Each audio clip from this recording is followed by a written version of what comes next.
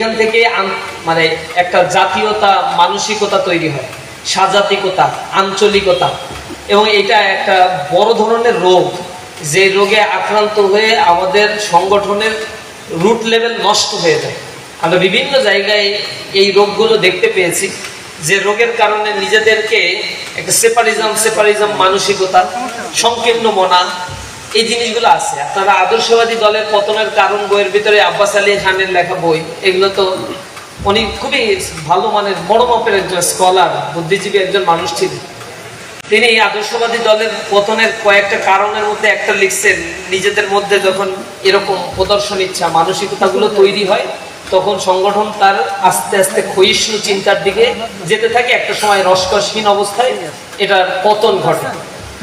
এটা হচ্ছে বড় একটা সমস্যা। আর সৈয়দ আবুল আলা মওদুদী বানিয়ে জামাত, তিনি তার বইয়ের মধ্যে বলেছেন যে একটা রাষ্ট্র গঠনের ক্ষেত্রে অথবা একটা সংগঠনের ক্ষেত্রে জাতীয়তাবাদ হচ্ছে সবচেয়ে বড় অন্তরায়, এবং ইসলামী আদর্শিক রাষ্ট্রে কোনো আঞ্চলিকতা, জাতীয়তাবাদ থাকবে না। জাতীয়তাবাদের নামগন্ধ যেখানে থাকে সেই জায়গায় একামতে দিন প্রতিষ্ঠা পায় না। এজন্য আল্লামা ইকবালের একটা শের কবিতার মধ্যে আপনারা শুনেছেন, খুবই পপুলার।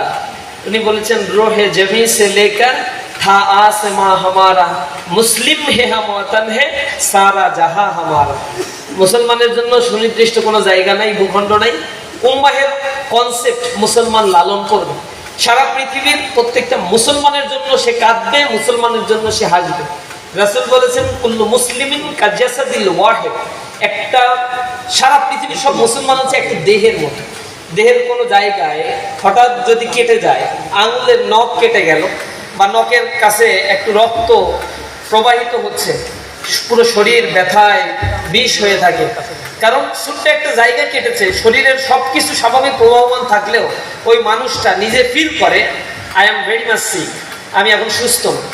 সুতরাং আমার পুরো শরীরটাকে সুস্থ রাখাটা হচ্ছে জরুরি, কারণ প্রত্যেকটা শরীরের একটা টিস্যুর সাথে, ত্বকের সাথে শরীরের নার্ভাস সিস্টেমগুলো এখানে জড়িত। আবার প্রতিনিয়ত কোথাও আঘাতগ্রস্ত হলে আমাদের মানে অক্সিপিটাল লোব বা ফ্রন্টাল লোব এর মধ্যে যে ইন্টার কানেকশন, এ কারণে আমি মেন্টালি অসুস্থ হয়ে পড়ি। তো রাসূল বলছেন, প্রত্যেকটা মুসলমান যেহেতু একটা শরীরের মতো, পৃথিবীর কোনো জায়গায় কোনো মুসলমান যদি ক্ষতিগ্রস্ত হয়, বিপদে পড়ে, সারা পৃথিবীর মুসলিম উম্মাহ এখানে যেন ক্ষতিগ্রস্ত হয় এবং বিপদে পড়ে যায়। এজন্য খেলাফতের কনসেপ্টটা মুসলিমরা বা ইসলাম সবচেয়ে বেশি লালন করে। আর খেলাফতের কনসেপ্ট কোনো দেশীয় কনসেপ্ট না, এটা কোনো হচ্ছে ডোমেস্টিক কোনো এলাকার কনসেপ্ট না। খেলাফতের ব্যবস্থা হচ্ছে বিশ্বজনীন ব্যবস্থাপনা, এটা কোনো একটা নির্দিষ্ট পার্টিকুলার কোনো দেশে না। হ্যাঁ, দেশে খেলাফত ব্যবস্থা অনুযায়ী কোনো একটা দেশ সেটা পরিচালিত হতে পারে ইমারতের মাধ্যমে, কিন্তু খেলাফত হবে সারা পৃথিবীতে, এটা একটা ব্যবস্থাপনা। এই পৃথিবীতে একজনই খলিফা থাকবেন। পৃথিবীর কোথাও মুসলমান আক্রান্ত হলে ওই খলিফাতুল মুসলিমিনের দায়িত্ব হচ্ছে, শুধু মুসলমান না, পৃথিবীর কেউ আক্রান্ত হলে সেই মাজলুম জনপদ থেকে তাকে উদ্ধার করা মুসলমানের দায়িত্ব হয়ে পড়ে। এজন্য পৃথিবীর মুসলমান যখন পৃথিবী শাসন করে, তখন সারা পৃথিবীকে তারা ওন করতে চায়, ধ্বংসযজ্ঞ চালায় না। মুসলমান ভারতবর্ষে আসছে, তারা এখানে লুটপাট করেন। আপনারা সালাউদ্দিন আইয়ুবীর ঘটনা শুনেছেন, যখন মুসলমানরা সালাউদ্দিন আইয়ুবীর নেতৃত্বে মসজিদুল আকসা দখল করেছিল, তখন বিনা রক্তপাতে সেই বিজয়টা মুসলমান সংগঠিত করেছিল।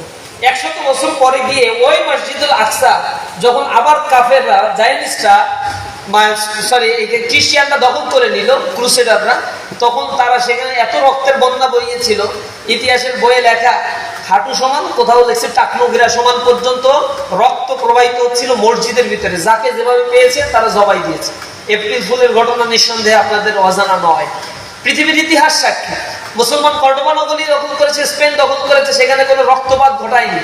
সেখানে তারেক বিন জিয়াদ, মুসা বিন নুসাইরের নেতৃত্বে একটা সুশীতল ইসলামী আদর্শ বাস্তবায়নের জন্য তারা কাজ করছে।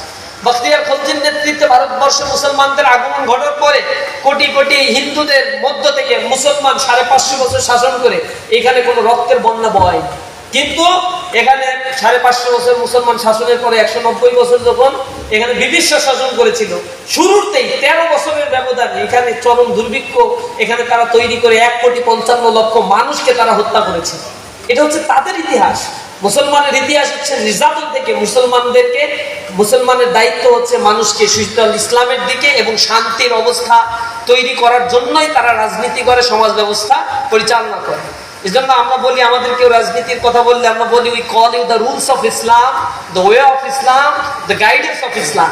If this means politics to you, then this is our politics. আমরা মানুষকে ডাকি ইসলামের দিকে, কোরআনের দিকে, হাদিসের দিকে, যা কোরআনে বলা হয়েছে। যদি কোরআনে ডিক্লেয়ার করা থাকে পলিটিক্সের কথা, so this is our politics, no doubt, আমাদের এখানে কোনো সন্দেহ নাই।